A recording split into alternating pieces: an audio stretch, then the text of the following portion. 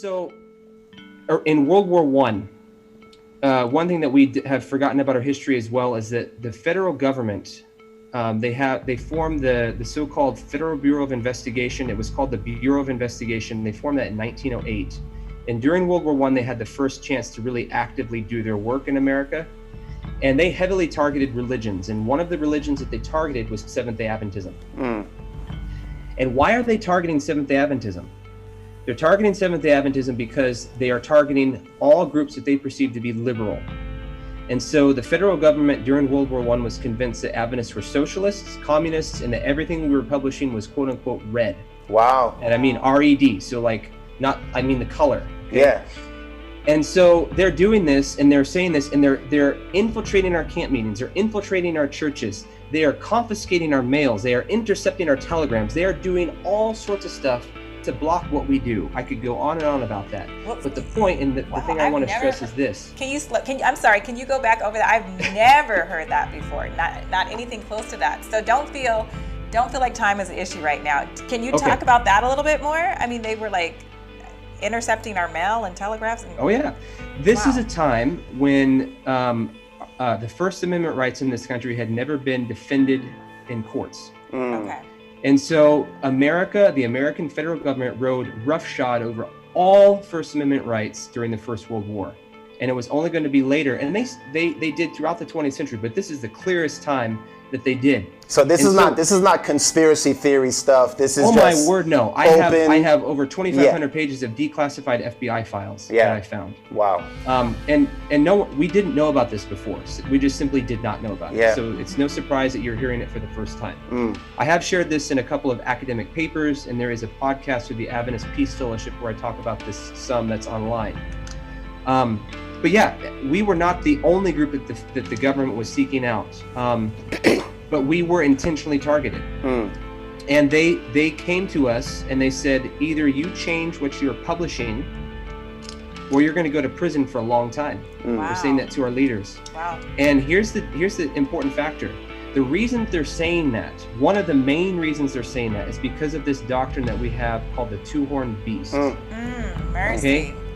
And before the Civil War, we are clearly consistent. Kevin, I can't anymore, man. I can't. I just can't. I'm going too fast. Huh? No, you're not going too fast. We're gonna give him time to breathe. I just need some time, man. Just give me a few moments, please. I don't want to miss anything else you have to say, but just give me a moment for myself, okay? All right, you tell me when I can continue. All right, okay. All right, go ahead. All right. So the two-horned beast doctrine, it's from Revelation 13. And what we're saying before the Civil War is that America is this two-horned beast of Revelation because it looks like a lamb, but it speaks like a dragon. And that beast has two horns. One is supposed to represent religious liberty. The other one is supposed to represent social or civil liberty. And so America claims in its First Amendment, Declaration, etc., Constitution, that all men are created free and equal and entitled to equality, life, liberty, pursuit of happiness, etc. And so those sound like great things. We're all supposed to be able to worship however we want. We're supposed to be able to get along and vote and be considered an equal in society, all those kinds of things. That's what America is claiming. And Adventists are saying that lamb-like beast looks and speaks like a dragon because it claims those liberties, but it denies them to religious minorities and civil, social minority, racial minorities specifically. The number one thing that they talked about the most was oppression to black people. And so Adventists continue to preach this doctrine, saying that America is currently, right now, the two-horned beast. Not future. Not in the future, not when they enact a national Sunday law at some point, but they are the beast now because they are oppressing racial minorities and, to a degree, but not as significantly, also religious groups who are trying to observe Saturday Sabbaths and other things. It's not just that issue alone. In the early period, we were never single-mindedly focused on the national Sunday law. Yeah. And so we're preaching this doctrine. It wasn't throughout. Just African Americans. I'm sorry to cut you off, but it was also Native Americans too. Wasn't that kind of clumped in there as well as like why we would look at America, the way America treated the Native Americans? Was that part of it? That was also talked about some, never to the degree of blacks, but yes, it was. Okay. It was also included. We honestly haven't had as good of a history when it comes to Native Americans, but nevertheless, that was still there. Yeah. But slavery was the big issue at the time. And so it primarily focused on that, and then also lack of equal rights for blacks. But they do include Native Americans. And so Adventists are preaching this doctrine and claiming that America is this beast now. Okay?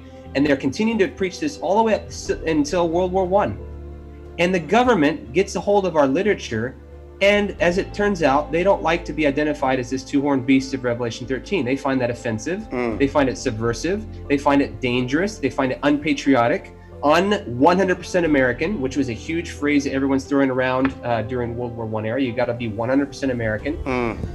And so they come to us and they say, guys, this can't happen.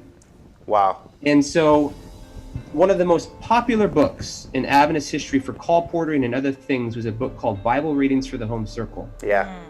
We were preaching and printing that doctrine in that book. In 1918, when the government comes knocking at our door, they say, change it or go to prison. And we say, okay, we'll change it. And they didn't tell other Adventists, but they changed it anyways. And what they did essentially is this. They said, okay, America is not the two-horned beast now. It's going to become that in the future. Wow. And also, it's not really America that's the two-horned beast. It's really just liberal Protestants within America that we've got to worry about, and they're going to end up taking control of the government. Okay, and so there's going to be like a coup.